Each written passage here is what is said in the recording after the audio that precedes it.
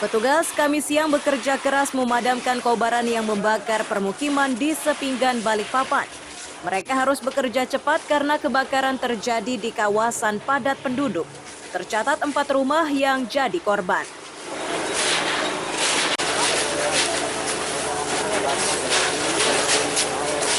Saat pemadaman berlangsung, petugas digegerkan dengan penemuan jasad di antara puing-puing bangunan. Petugas bergegas mengevakuasi jasad tersebut ke rumah sakit. Kelihatan bentuknya, tangannya. Ada mana? Gamanya ya. Kalau keluar itu. Woi, ambulan, woi, ambulan. Ini ada tadi laporan masyarakat ada kebakaran 65 ya kebetulan di samping polsek, terlalu jauh dari polsek. Perkiraan sih ada sekitar 3 rumah, tapi dia kos-kosan, jadi ada 11 kamar kos kemungkinan masih.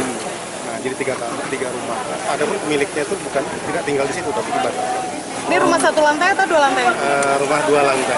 Rumah 2 lantai. Penghuni kos semua di sini. Penghuni kos semua. Yang meninggal. Jadi ada korban dan sementara korban seperti kita lihat tadi ada, tapi kita belum tahu identitasnya, ya, masih dalam penyelidikan. Betul.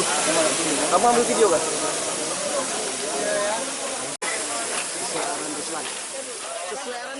Petugas pemadam menyatakan berbagai upaya mereka lakukan agar kobaran tidak meluas. Selain berupaya cepat, mereka juga mengerahkan seluruh armadanya.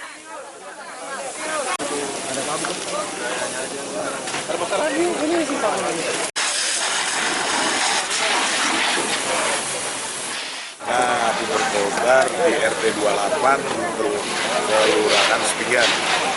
Untuk saat ini proses masih pendinginan. Posisi yang ada, semua pos yang ada di Balikpapan kita turunkan karena perumahan padat.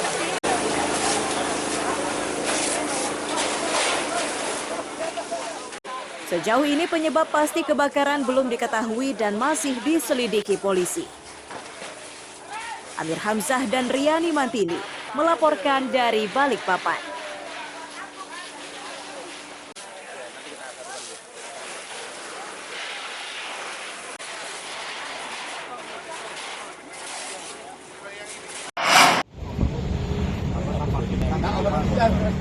Mengenakan jaket, anggota Pergerakan Mahasiswa Islam Indonesia Cabang Samarinda Kamis siang berdemonstrasi di kantor Dinas Lingkungan Hidup Samarinda.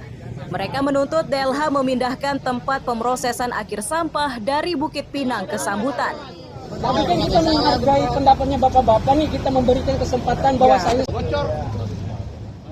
Ada sejumlah alasan sehingga mahasiswa mendesak pemindahan tersebut. Salah satunya adalah volume sampah sudah terlalu banyak sehingga menimbulkan bau tidak sedap bagi warga.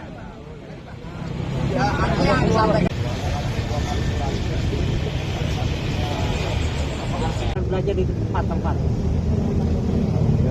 saya datangin. Setiap orang buang, jam 6 kami bisa ambil. Apa yang belum pernah berarti banyak besar. Demikian dipindah karena sudah over kapasitas. Nah, kenapa demikian kami untuk meminta untuk segera memindah? Karena kasihan yang di Bukit Pinang sudah bau yang luar biasa. Selain daripada itu ada juga yang kami ketahui ada anak kecil kalau nggak salah sudah mengidam penyakit pernapasan. Nah, selain daripada itu, kalaupun kita lintas ke arah Tenggarong itu bau yang sangat luar biasa juga, sehingga kita menghirup itu bau yang tidak sedap, mengakibatkan sampah, mengakibatkan kita penyakit gitu bang.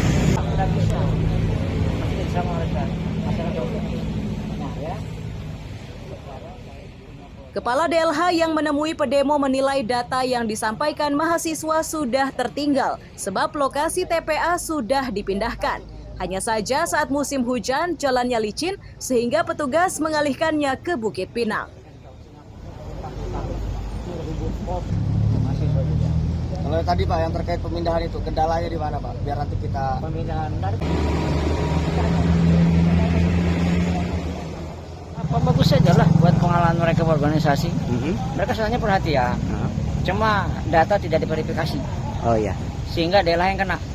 Tuntutan sebenarnya apa sih mereka mau Pak sebenarnya? Yang paling pertama kenapa TPS Bukit Pinang masih dibuka?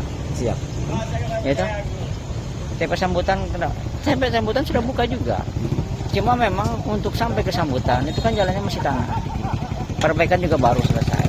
Kalau hujan kan tidak bisa masuk mobil. Iya. Komponen listrik tidak ada. Kalau malam kan tidak bisa masuk. Jadi untuk malam dan hujan itu buangnya ke Bukit Pinang. Nanti ketika semua sudah normal, listrik sudah masuk, jalan sudah normal, kita buang ke sana semua siang malam.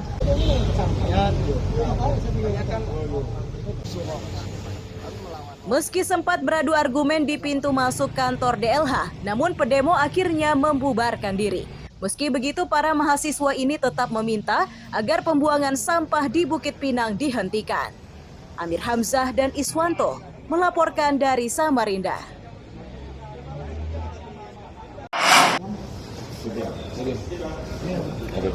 Asis, warga Anggana, Kutai Kartanegara ini ditangkap polisi karena menimbun BBM jenis Pertalite.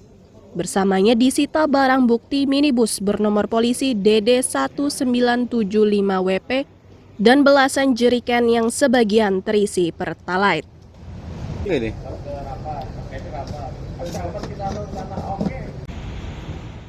Kapolresta Samarinda Kombes Pol Arif Fadli menyatakan penangkapan ini merujuk keputusan SKK Migas yang isinya BBM jenis Pertalite merupakan bahan bakar yang masuk dalam penugasan atau pengawasan. Modus Asis untuk mendapatkan BBM yakni dengan mengantre di sejumlah SPBU. Selanjutnya dari tangki dipindahkan ke dalam jeriken. Aktivitas ini sudah dilakukan selama setahun. Sehari itu kalau mati dinamo untuk penyedot. Jadi dia setelah ngisi kalau lagi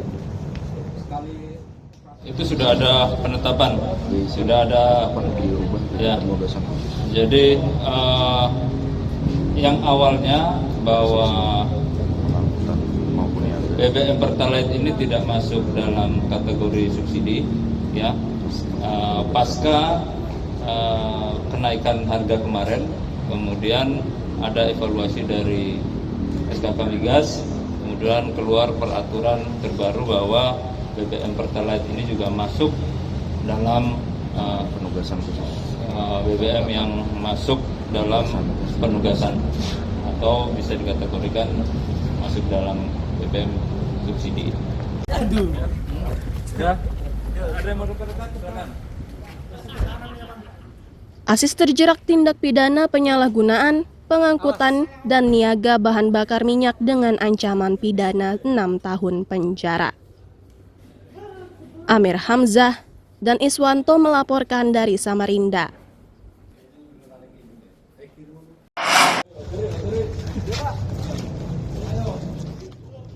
Rahimin warga asal Bontang dan Hendrik warga Jalan KS Tubun, Samarinda Ulu digelandang ke Mapolresta Samarinda. Keduanya ditangkap karena kepemilikan puluhan bungkus sabu-sabu siap edar. Dari tangan Rahimin disita 60,39 gram dan dari tangan Hendrik disita 23 bungkus kecil siap edar. Ada celana-celana cabut.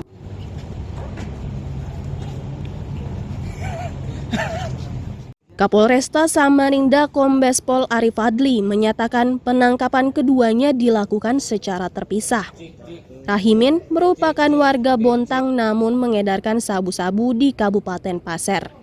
Sebelum tertangkap, ia sudah 4 kali membeli narkoba di Samarinda.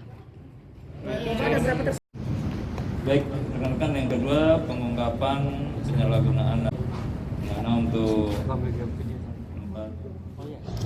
tersangka dengan inisial RH.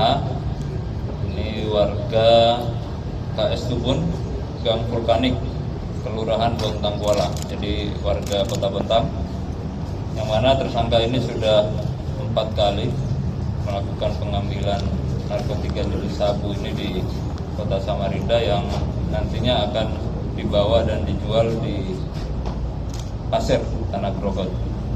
Nah, yang keempat ini berhasil kita amankan. Kemudian dari penangkapan ini kita amankan barang bukti sabu seberat 60 gram.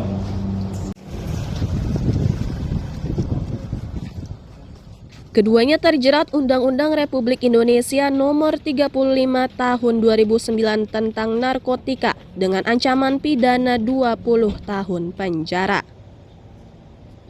Amir Hamzah dan Iswanto melaporkan dari Samarinda.